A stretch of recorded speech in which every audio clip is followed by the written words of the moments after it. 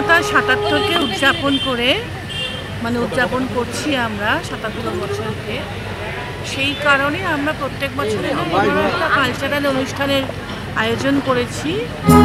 সেখানে প্রথমে শুরু হলো শুভমিতার গান দিয়ে, এরপরে একটা বাংলা ব্যান্ড আসবে যারা অনেক বাজনা নিয়ে বাচ্চাদেরকে নিয়ে গ্রুপটা তৈরি করেছে এবং বাইরেও, কলকাতার বাইরেও ইন্টারন্যাশনালি তারা প্রোগ্রাম করে।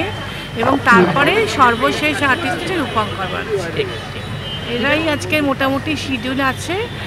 আপনাদের সকলকে নিয়ে আমরা আজকে আয়োজন করেছি এবং সকলকে নিয়ে আজকের এই আনন্দ উপভোগ করব।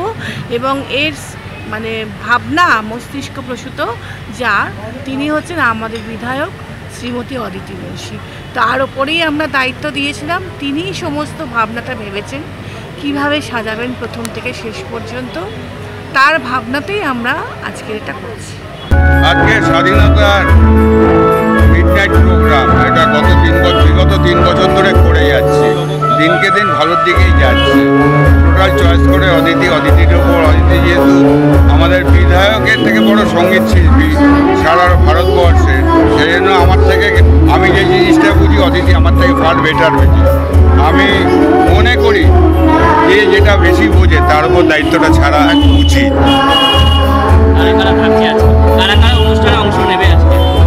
এই তো সুমিতা ম্যাডাম গাইছে, রূপঙ্কর বাবু গাইবে, আর শঙ্কর ঘোষ। ওনার একটা দারুণ, ওটা দেখে বুঝতে পারবেন ওরা ইন্টারন্যাশনাল প্রোগ্রাম করে এসছে।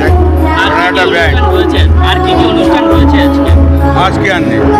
আবার 24 তারিখ আছে ব্লাড ডোনেশন ক্যাম্প, যেটা অদিতি দেবরাজের উদ্যোগে হয়। আমি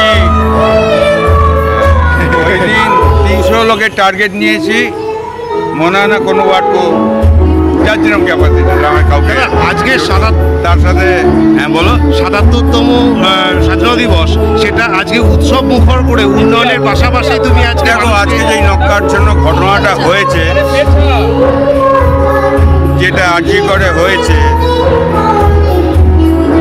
তারপর এই প্রোগ্রামটা আমার করতে ইচ্ছে করছে।